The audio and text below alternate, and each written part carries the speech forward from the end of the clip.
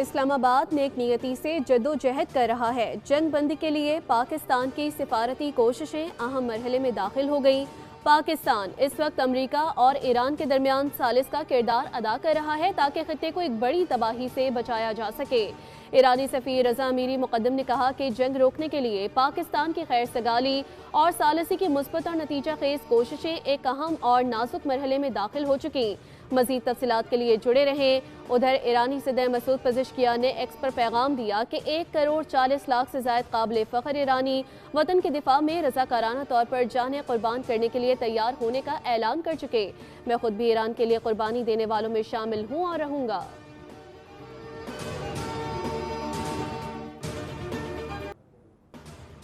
اسرائیل اور ایران کی جنگ کے 39ویں روز بھی جارحیت جاری۔ تہران کے مہر آباد ایئرپورٹ کے قریب دھماکے، کرج میں رہائشی عمارت کو نشانہ بنایا۔ اسرائیل نے تہران میں یہودی عبادت گاہ کو مکمل تباہ کر دیا۔ ایران نے جوابی حملوں میں امریکی تنصیبات اور اسرائیلی فوجی اہداف کو نشانہ بنایا۔ اسرائیلی وزیر اعظم نے دعویٰ کیا کہ ایران کا سب سے بڑا پیٹروکیمیکل پلانٹ تباہ کر دیا گیا۔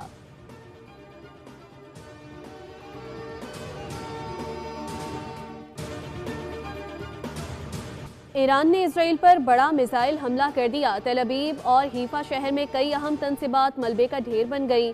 ایرانی حملوں میں 4 اسرائیلی ہلاک جبکہ متعدد زخمی۔ تل ابیب میں 15 مقامات پر ایرانی میزائل اہداف پر گرے۔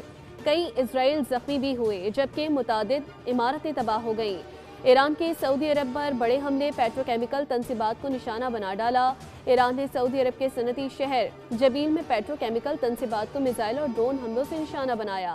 ایران نے کویت میں امریکی بیس پر حملہ کر دیا جس کے نتیجے میں 15 امریکی فوجی زخمی ہو گئے۔ امریکی میڈیا CBS نے امریکی حکام کا حوالہ دیتے ہوئے بتایا کہ کویت کے علی السالم ایئر بیس پر بھی حملہ رات گئے کیا گیا۔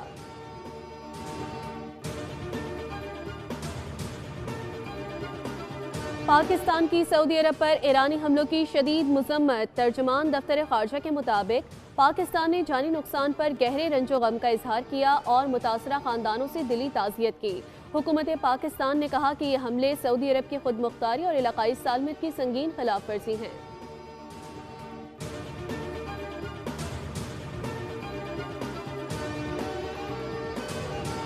Our country can be taken out in one night, and that night might be tomorrow night. I guess you would call it a search and rescue mission.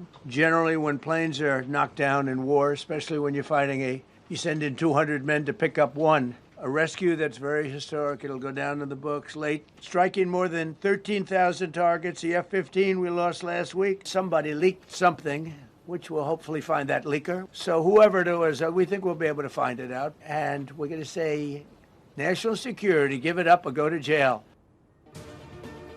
ایک رات میں ایران کو تباہ و برباد کر دیں گے۔ امریکہ نے ایران کو آبنۂ ہرمز کھولنے اور ڈیل کے لیے آج رات تک کی ڈیڈ لائن دے دی۔ صدر ٹرمپ نے خبردار کیا کہ اگر مذاکرات کامیاب نہ ہوئے تو ایران کے پاور پلانٹ اور انفراسٹرکچر کو نشانہ بنایا جائے گا۔ ایران کی بحالی میں دہائیاں لگ سکتی ہیں۔ ڈونلڈ ٹرمپ نے ایران جنگ سے متعلق نیوز کانفرنس کرتے ہوئے کہا کہ امریکہ ایران میں اپنے اہداف حاصل کرنے میں کامیاب ہوا۔ ایران کی دی گئی تجاویز اچھی ہیں لیکن اہم نہیں۔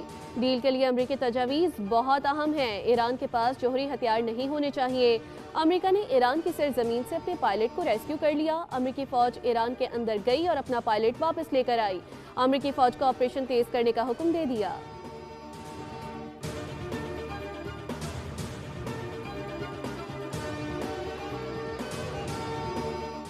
جنگی مجرموں کی دھمکیاں ان کی بوکھلاہٹ کا ثبوت ہیں۔ بین الاقوامی اداروں کی خاموشی افسوسناک ہے۔ امریکہ اور اسرائیل کو ایران میں مسلسل ناکامیوں کا سامنا کرنا پڑ رہا ہے۔ قتل و غارت اور جرائم کے ذریعے ایران کی مسلح افواج کو کمزور نہیں کیا جا سکتا۔ ایران کے سپریم لیڈر مجتبی خامنئی کی حالیہ بیان میں شدید تنقید، کہا پلوں، بجلی کے منصوبوں اور تعلیمی اداروں پر حملے انسانیت کے خلاف سنگین جرائم ہیں۔ ایرانی سپریم لیڈر نے اس عزم کا اظہار کیا کہ ملک کی سلامتی اور خود مختاری پر کوئی سمجھوتا نہیں کیا جائے گا اور ہر محاذ پر دشمن کو بھرپور جواب دیا جائے گا۔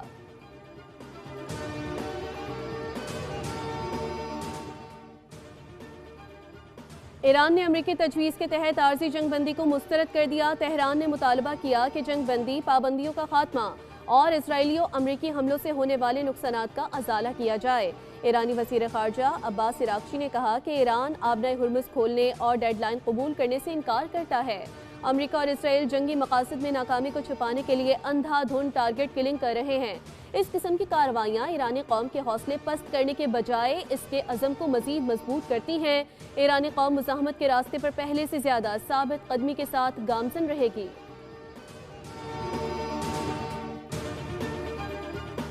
نئے بجٹ سے پہلے منی بجٹ نہیں آئے گا، وزیر اعظم شہباز شریف کا دو ٹوک موقف۔ مئی کے آخری ہفتے میں بجٹ پیش کرنے کی تجویز کو مسترد کر دیا۔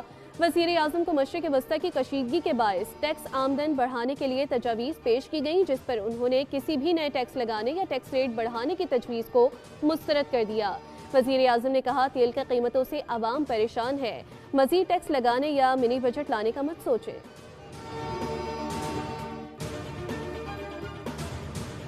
معیشت کی بہتری کے لیے اقدامات کیے جا رہے ہیں، عوام کو زیادہ سے زیادہ ریلیف دینے کی کوشش کر رہے ہیں۔ 14 مارچ سے 4 اپریل تک 129 ارب روپے کی سبسڈی دے چکے۔ وفاقی وزیر خزانہ محمد اورنگزیب کا قومی اسمبلی اجلاس میں اظہار خیال، کہا تیل کی قیمتوں میں اضافہ عالمی سطح پر ہوا۔ وزیر اعظم نے کفایت شعاری مہم پر مکمل عمل درآمد کی ہدایت کی ہے۔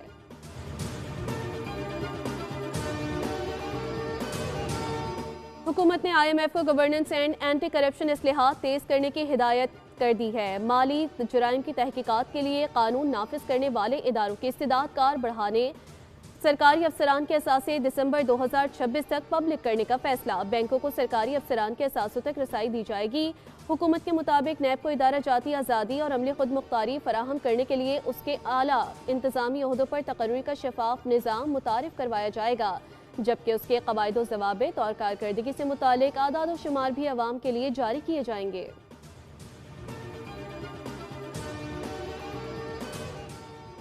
صہیونی فوج کے ایران کے ساتھ ساتھ غزہ پر بھی حملے جاری۔ قابض فوج نے مغازی پناہ گزین کیمپ پر حملہ کر کے 10 فلسطینیوں کو شہید کر دیا، جبکہ حملے میں کئی افراد زخمی بھی ہوئے۔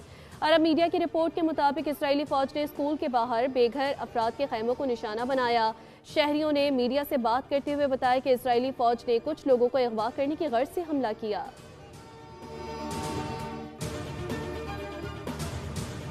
استنبول میں اسرائیلی قونصلیٹ کے باہر فائرنگ، 3 افراد ہلاک۔ ترک میڈیا کے مطابق فائرنگ کے واقعے میں 2 پولیس اہلکار بھی زخمی ہوئے۔ فائرنگ کے نتیجے میں 1 حملہ آور ہلاک اور 2 کی حالت تشویشناک۔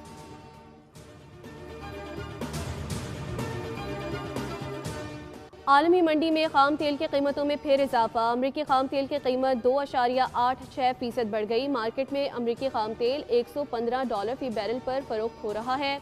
برطانوی خام تیل 1.5% اضافے کے ساتھ $111 فی بیرل پر پہنچ گیا۔ ادھر پاکستان اسٹاک مارکیٹ میں کاروباری ہفتے کے دوسرے دن انڈیکس میں 465 پوائنٹس کا اضافہ ریکارڈ۔ انڈیکس 1,51,673 پوائنٹس پر بند ہوا۔ مقامی مارکیٹ میں فی تولہ سونا 3,000 روپے سستا ہو گیا، قیمت 4,88,462 روپے ہو گئی۔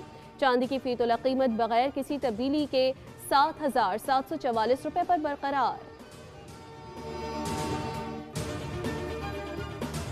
سینئر صوبائی وزیر شرجیل انعام میمن نے کہا کہ پیٹرولیم مصنوعات میں اضافے کے بعد عوام کو ریلیف دے رہے ہیں۔ سندھ میں رجسٹرڈ 67 لاکھ موٹر سائیکل مالکان کو ماہانہ 2,000 روپے ریلیف ملے گا۔ گاڑی نام پر کروانے والوں کے لیے ٹرانسفر فیس معاف کی گئی۔ پریس کانفرنس کے دوران سینئر وزیر نے کہا 35 ارب روپے کے پیکج میں کسانوں کو ترجیح دی گئی۔ 25 ایکڑ سے کم زمین کو فی ایکڑ 1,500 روپے دیے جائیں گے۔ سندھ بینک کے ذریعے فنڈز کی منتقلی شروع ہو گئی۔